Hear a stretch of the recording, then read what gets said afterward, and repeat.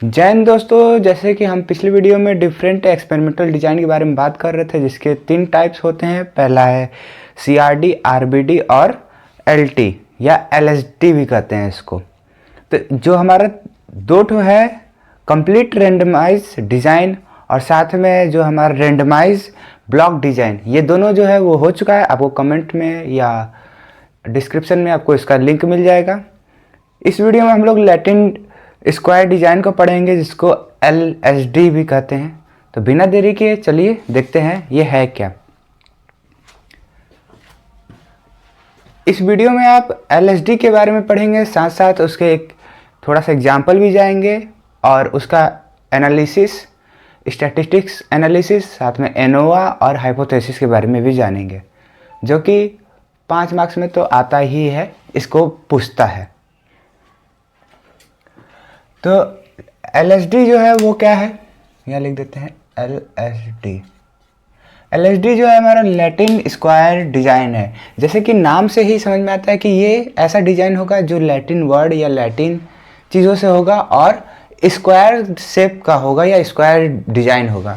तो देखते हैं लाइन बाय लाइन है क्या। When the experimental material is heterogeneous with the respect to factors, then to estimate the variability and whole experiment material is grouped into two way.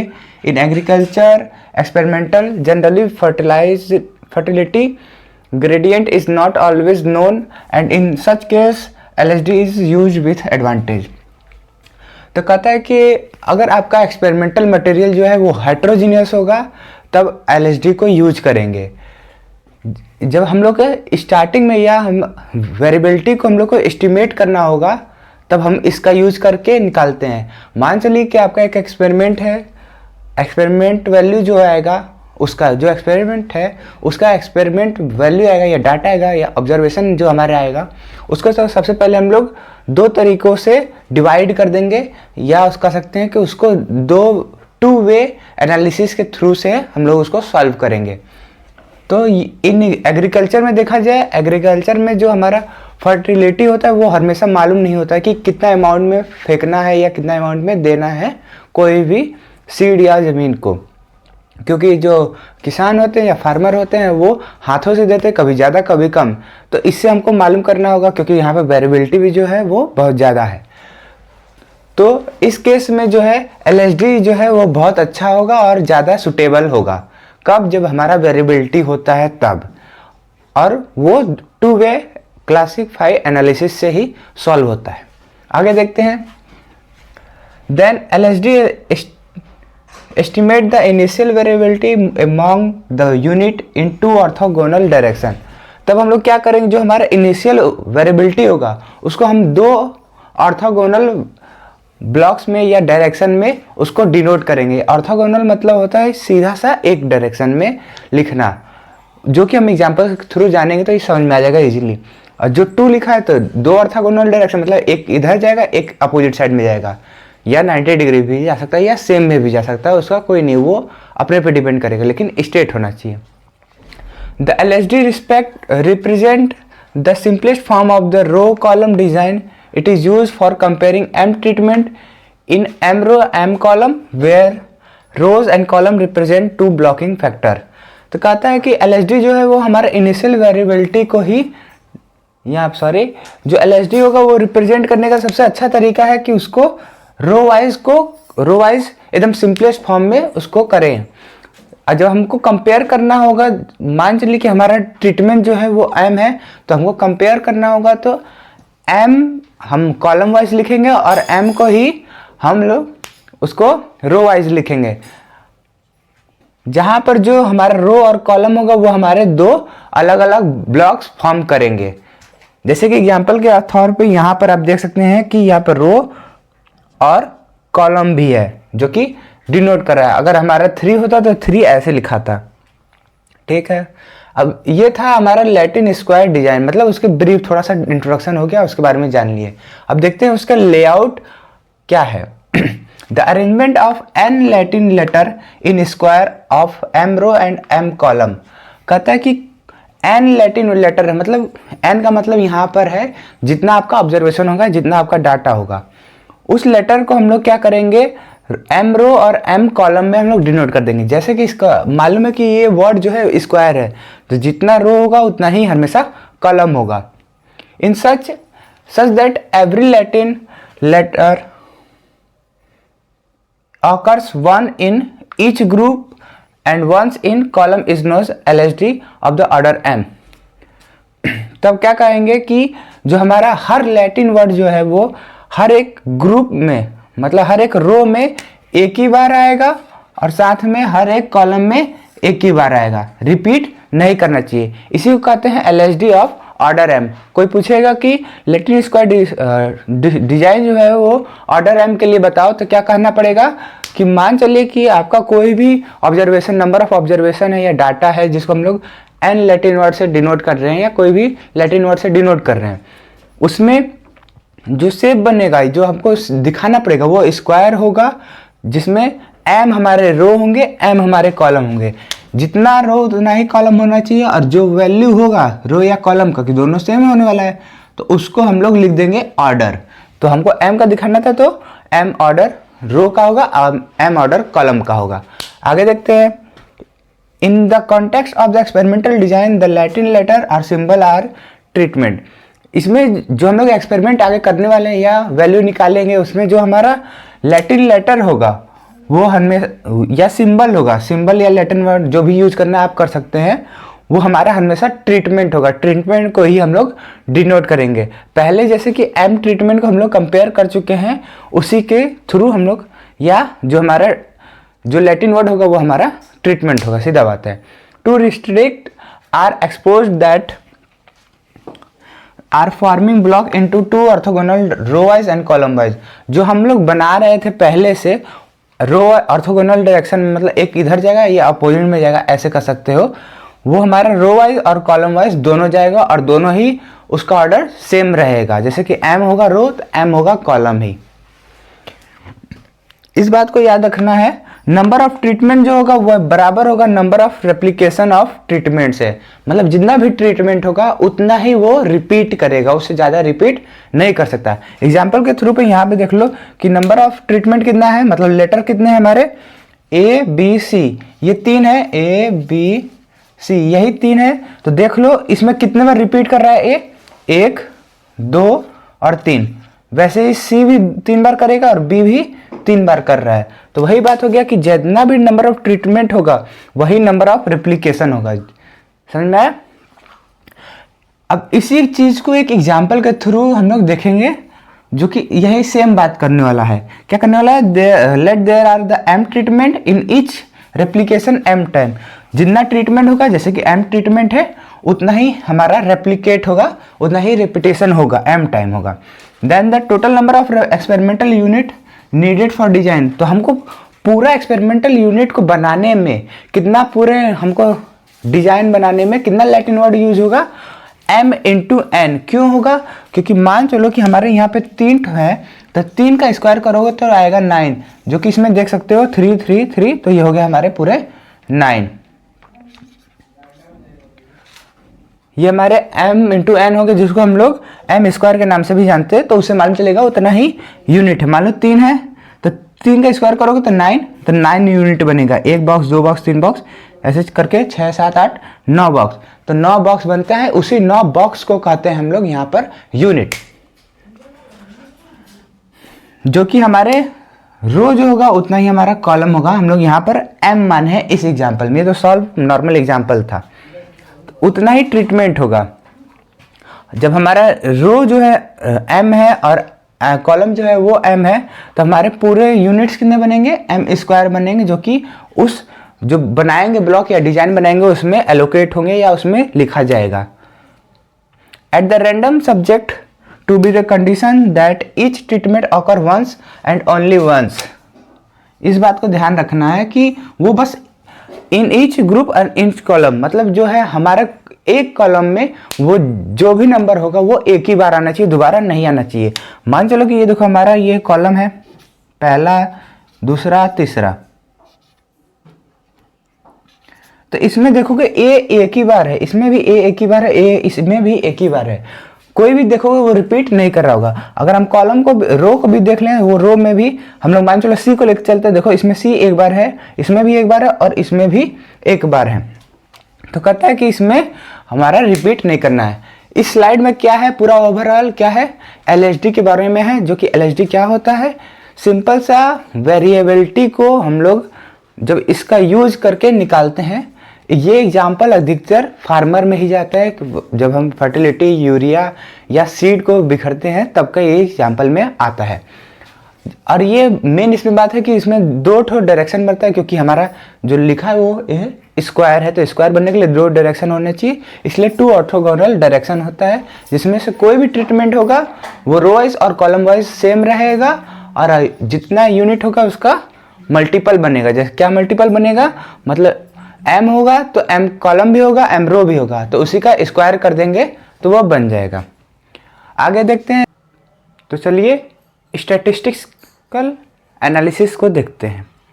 जैसे कि पिछले video में हम पहले वीडियो में बता चुके थे, जब इसका तीनों जब एक्सपेरिमेंट स्टार्ट किए थे, एक्सपेरिमेंट डिजाइन स्टार्ट किए थे, तभी बता दिए थे कुछ चीज़ें इंपॉर्टेंट है। मैं फिर भी करवा रहा हूँ, क्योंकि कुछ बच्चे जो होंगे नए होंगे, डायरेक्ट चाह रहे होंगे कि लैटिन स्क्वायर डिजाइन का हम लोग डायरेक्ट स्टैटिस्टिक्स एनालिसिस कर लो, तो उसके लिए भी है, डायरेक्ट आप पढ़ भी सकते हो, कोई दिक्कत नहीं है। पीछे का याद नहीं है तो उससे कुछ मतलब नहीं है। तो कुछ चीज़ें तो अब नहीं, जब पढ़े नहीं है तो कुछ तो ऐसे होगा, आपको मानना पड़ेगा ये होता है। अगर उसके लिए जानना है क्यों होता है, तब उसके लिए पहले वीडियो पे जाना पड़ेगा, मतलब जहाँ पे डिफरेंट हम लोग 3 एक्सपेरिमेंट डिज़ाइन स्टार्ट कर रहे होंगे, मतलब इसके 2 वीडियो पहले, जो कि हम आपको डिस्क्रिप्शन में प्रोवाइड कर देंगे, तीनों को एक वीडियो में। मतलब जो हमारे तीनों एक्सपेरिमेंट है उसको हम लोग प्रोवाइड कर देंगे डिस्क्रिप्शन में।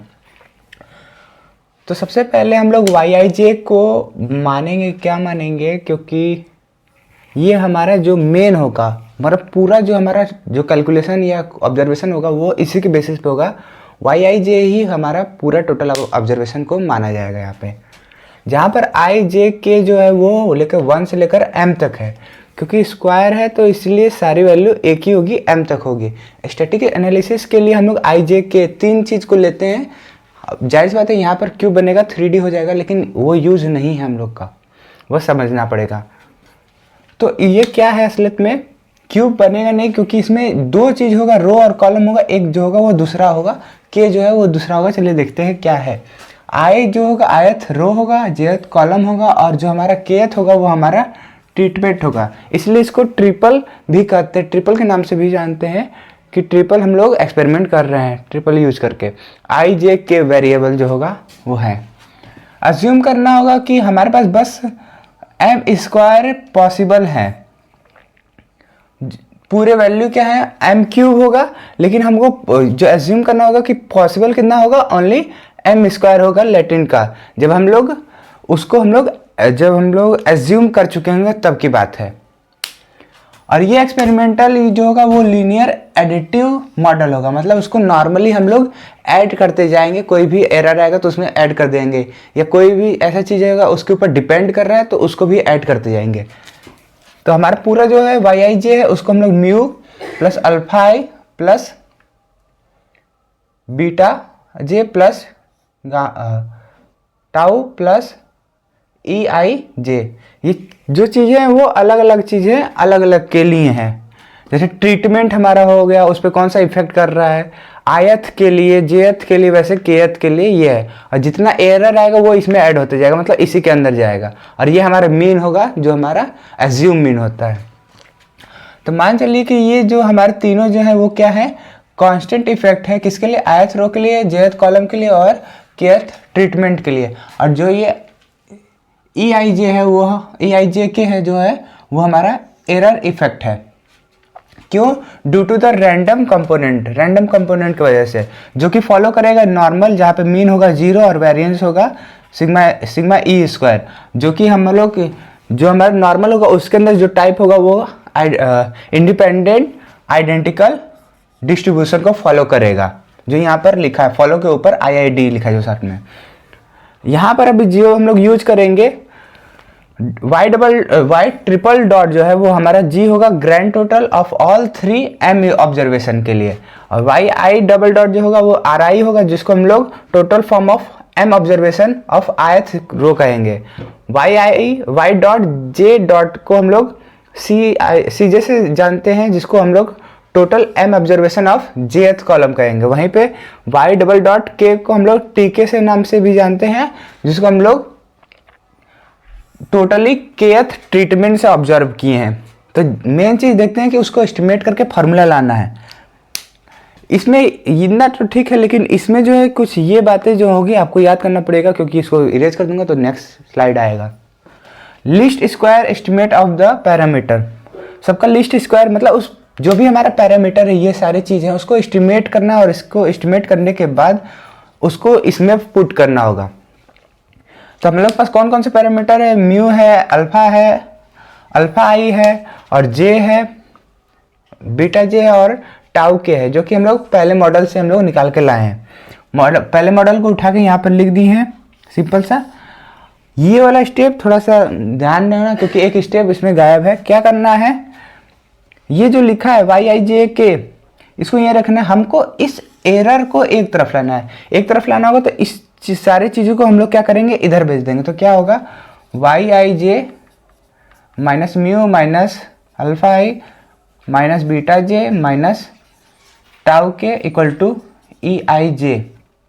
अब क्या करेंगे, दोनों तरफ कर लेंगे स्क्वायर, और फिर लगा देंगे समेसन। समेसन लगाने के बाद जब 3 चीज़ है आई जे के, तो 3 समेसन लगेगा, और इसमें जब हम लोग इस चीज़ को जब समेसन लगा देंगे दोनों तरफ, तो ये कुछ इधर वाला ऐसा बन जाएगा। तो इसी का नाम होता है एस।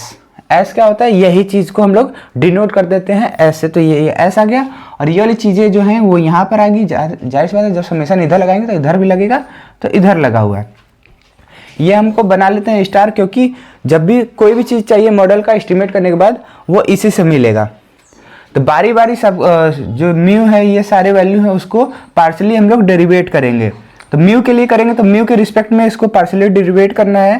तो पावर 2 है, पावर आगे आएगा, और फिर म्यू को देखेंगे, म्यू क्या है, -1 यहाँ पे लिख देंगे। और ये सारे जो है म्यू के लिए क्या हो जाएगी, 0, तो वो गायब हो जाएंगी। यहाँ पर जो हम लोग प्लस में आएगा, सॉरी माइनस में जो आएगा वो 0 -0 उसको हम लोग जानते हैं, डेरिवेटिव जानते हैं आराम से। इसके बाद क्या करेंगे, नेक्स्ट स्टेप है कि इसको जो हमारी वैल्यू आई है उसको हम लोग 0 के इक्वल कर देंगे। जो हम लोग पार्शियली डेरिवेट किए थे उसको हम लोग 0 कर देंगे। 0 करने के बाद इस पर पुट करेंगे, तो जो 2 है और -1 है ये हो जाएगा 0 की तरफ जाके गायब, मतलब 0 से डिवाइड हो जाएगा, मल्टीप्लाई हो जाएगा, 0 ही आएगा। उसके बाद क्या करेंगे, जो हमारा समेसन है सब में मल्टीप्लाई कर देंगे, समेसन को सब में मल्टीप्लाई कर देंगे। और हम जानते हैं कि अल्फा आई और बीटा जे और ये टाउ के, ये सारे जो होंगे वो 0 हो जाएंगे। क्यों 0 हो जाएंगे, क्योंकि हम लोग पहले पढ़े कि ये जो इफेक्ट है वो मीन पे लागू नहीं करते हैं, तो इसका समेसन इस पर कोई दिक्कत नहीं करेगा, तो ये 0 हो जाएगा। तो बचा ये जो हमारा टोटल और मीन बचा है, तो इसको हम लोग जानते हैं कि इसको हम लोग लिख देंगे वैसे के वैसे। और यहाँ पर जो है एक जाएगा एस्टिमेट करने के लिए, और 2 जो जाएंगे वो एम स्क्वायर जाएगा। तो के जाएगा एस्टिमेट करने के लिए, के एस्टिमेट करेगा समेसन म्यू, तो उसको हम लोग म्यू कैप लिख दिए। और यहाँ पर जो 2 समेसन था उसकी वैल्यू एक का एम एक का एम, तो ऐसे मल्टीप्लाई करके एम स्क्वायर बन गया है। और इसकी वैल्यू हम लोग जानते हैं कि इसकी वैल्यू होती है वाई बार ट्रिपल डॉट, क्योंकि ये आई जे के है, तीनों के लिए है, तो तीनों के लिए लिख दिए हैं। और ये माइनस में था तो उधर जाएगा, तो म्यू कैप बचेगा। ये एम स्क्वायर जो है ये इधर जाएगा, तभी ये बनेगा। ये चीज़ जो है उसको कहते हैं वाई बार ट्रिपल डॉट। और इसको याद करके रखना, क्योंकि अभी स्लाइड को रेज करूँगा तो याद करके रखना। फिर उसके बाद ये हमारा म्यू का बन गया, वैसे ही अल्फा के लिए करना है, वैसे ही बीटा के लिए करना है, वैसे टाउ के लिए भी करना है। तो अल्फा के लिए करेंगे तो अल्फा इसी चीज़ को अल्फा पार्शियली डेरिवेट करेगा, पार्शियली डेरिवेट किया, डेरिवेट करने के बाद 2 और -1 उधर जाएगा 0 की तरफ। समेसन ओपन कर देंगे, समेसन ओपन कर देंगे तो जो हमारे ये दोनों वैल्यू है वो 0 हो जाएंगे। 0 क्यों हो जाएंगे, इसमें थोड़ा सा केस अलग है। मान चलो कि तुमको अल्फा आई की वैल्यू करना है, क्या करना है, अल्फा आई, तो आई को करना है तो उसको रहने देंगे। अल्फा आई जो है इसी को देखना है, बस आई को देखना है। तो आई आई वाले कौन कौन से हैं, जाहिर सी बात है इसमें और इसमें आएगा। यहाँ पर देखो जो जे और के लिखा था वो किस लिए लिखा था, क्योंकि यहाँ पर आई आ चुका है, आई को करना है, इसलिए आई वाला टर्म नहीं लिखेंगे।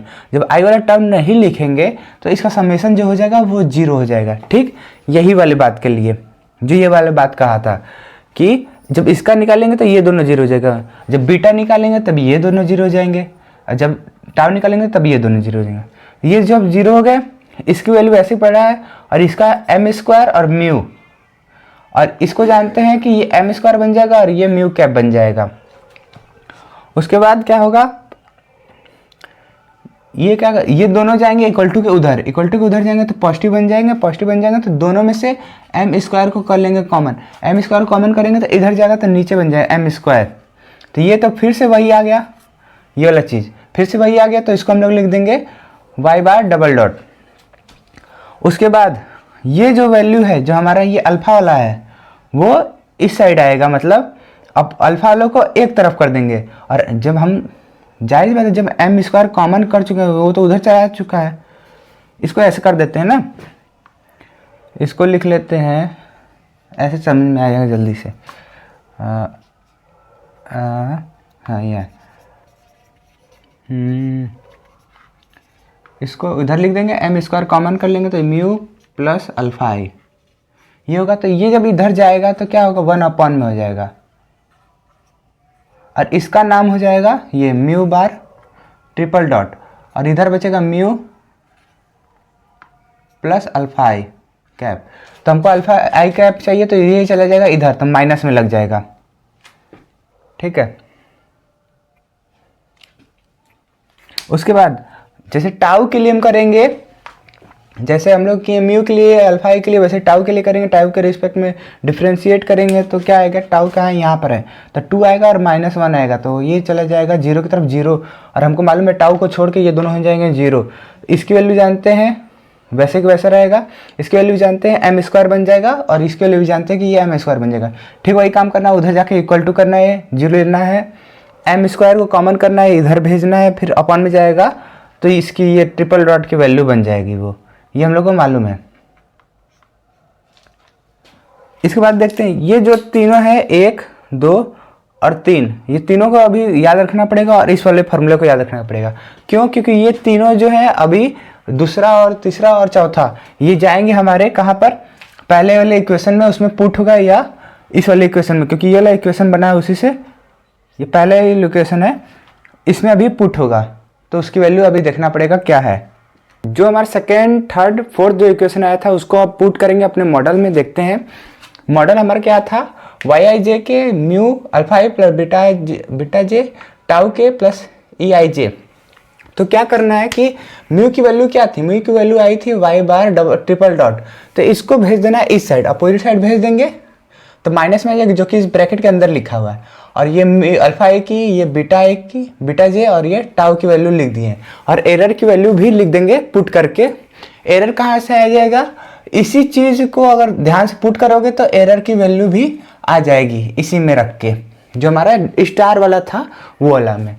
तो क्या करेंगे, उसके बाद दोनों तरफ स्क्वायरिंग कर देंगे, स्क्वायरिंग करने के बाद हम लोग ले लेंगे समेशन, तीनों तरफ ले लेंगे समेशन, तो क्या होगा, ये चीज़ वैसे कि वैसे ही आ जाएगा, और ये एक फॉर्म बन जाएगा जिसको हम लोग TSS कहते हैं, टोटल सम ऑफ स्क्वायर। और इसमें क्या होगा, ये फार्मूला बन जाएगा ABCD, इसका स्क्वायर का फार्मूला बन जाएगा। तो ये क्या होगा, कुछ नहीं होगा, जैसे कि A + B प्लस ये वाला फार्मूला पढ़े थे, ठीक वैसे ही फार्मूला ये वाला भी है, उसके बेसिस पे आ जाएगा। तो उतना ज़्यादा जानना नहीं है, क्या करना है सीधा से बता दे रहा हूँ, इसका स्क्वायर करके लिख देना है, स्क्वायर करके लिख दिए। उसके बाद इसकी वैल्यू जो आएगी वो भी यहाँ पर लिख देना है चुपचाप से। इसमें क्या करना है, इसको स्क्वायर नहीं करना है, बस यही काम करना है कि तीनों का स्क्वायर करके लिख देना और इसका स्क्वायर करके नहीं लिखना। जो और आगे वाली वैल्यू आती जाएगी वो मालूम है 0 होती जाएगी, तो उससे कुछ मतलब नहीं है। इसके बाद ये लिख दिया, और इसका हम जानते हैं कि ये SSR है, SSV है और SST, और ये SSE है। SS का मतलब होता है सम ऑफ स्क्वायर, ये R के लिए रिपीटिशन, वेरिएशन और ये ट्रीटमेंट और ये एरर के लिए। तो इस सब के लिए हम लोग बना लेंगे अपना ये एनोवा टेबल। मेन चीज़ यहाँ पे है, एनोवा टेबल बनाने के लिए source variation, degree of freedom, S मतलब sum of square, mean sum of square, F value. एक तरफ होगा ट्रीटमेंट, कॉलम, रो, एरर, जो हमारा चारों चीज़ें वही चीज़ है जिसको हम लोग अलग अलग यहाँ से नाम से डिनोट करके दिखा रहे हैं। तो जो रेप्लिकेशन, जो वेरिएशन, वो ट्रीटमेंट है, वही चीज़ यहाँ पे लिखा गया है। तो डिग्री ऑफ फ्रीडम, हमारा ट्रीटमेंट कितना है, एम है, कॉलम कितना है, एम है, रो कितना है, एम है, लेकिन डिग्री ऑफ फ्रीडम एक कम होगा। क्यों? Sum of the mean from sum of the deviation from the mean is always zero. तो हमेशा एक कम हो जाता है, तो माइनस लगा हुआ है। और टोटल हमको मालूम था टोटल इतना है, क्योंकि टोटल में से भी एक कम होगा तो टोटल एम था तो एम स्क्वायर आएगा, तो एक कम हो गया। तो जितना ये टोटल है और ये तीनों का सम माइनस करोगे तो ये आएगा एरर वाली पार्ट। सम ऑफ स्क्वायर को क्या करना है, बस यहाँ के पहले वैल्यू लिख के देना है और इसको डिनोट करना है, जो कि हम लोग निकाल चुके हैं। ये वाली बात जो है ये हम लोग ऑलरेडी निकाल चुके हैं, तो उसको बस सिंबल में लिख देना है, या उसकी वैल्यू भी चाहो तो लिख सकते हो, जब क्वेश्चन करोगे तब लिखना पड़ेगा। मेन सम ऑफ स्क्वायर क्या करना है कि जो हमारा डिग्री ऑफ फ्रीडम आएगा उसको इसके नीचे लिख देना, बस यही काम करना है। जो हमारा सम ऑफ स्क्वायर है डिग्री ऑफ फ्रीडम से डिवाइड कर दो तो आ जाएगा। तो इसलिए ये हर में ये देखोगे sum of square upon degree of freedom, sum of square upon degree of freedom, sum of square upon degree of freedom. इसमें ब्लैंक रहेगा, इसमें ब्लैंक रहेगा। एफ वैल्यू क्या होता है, सारे वैल्यू को एरर वाले से डिवाइड कर दो। Mean sum of square of treatment, mean sum of square of error, mean sum of square of column, mean sum of square of error, mean sum of row upon में mean sum of square of error. तो ये हमारा ANOVA table बन जाएगा। यही चीज़ करना है जब हमारा नंबर आएगा तब। हाइपोथेसिस देख लेते हैं। नल हाइपोथेसिस क्या कहेगा, जो हमारा रो इफेक्ट है उसको लोग एच, नल के लिए तो जीरो लगता है, नल के लिए या नॉट कर लो, एच नॉट। अल्फा के लिए नल है तो मान चलो कि अल्फा के लिए वो बराबर होगा, तो सबको बराबर का रख दिए और जीरो के बराबर कर दिए। वैसे बीटा के लिए भी बराबर करके जीरो का रख दिए, वैसे टाउ के लिए बराबर करके जीरो को रख दिए। अब अल्टरनेट के बारे में आया है तो सब कुछ वही रहेगा, बस यहाँ पर जैसे पहला लिख बता देता हूँ। जो पहला वाला होगा अल्टरनेट का मतलब होता है कि वो बराबर नहीं होगा, तो जहाँ जहाँ इक्वल टू लिखा है बस वहाँ वहाँ जो होगा नॉट इक्वल टू का साइन आ जाएगा। सब कुछ वही लिखा रहेगा, यहाँ पर भी, यहाँ तीनों के लिए। बस यहाँ पर सिंबल 1 बन जाता है, सिंबल बन जाएगा और इक्वल टू की जगह नॉट इक्वल टू आएगा हर जगह। तो ये था हमारा लैटिन स्क्वायर डिजाइन, जो कि ज़्यादा इंपॉर्टेंट नहीं है, बस इसको ब्रीफ में पूछता है, इसके ऊपर बेसिस क्वेश्चन भी उतना नहीं आता है। तो मिलते हैं अगले वीडियो में, फिलहाल के लिए नहीं।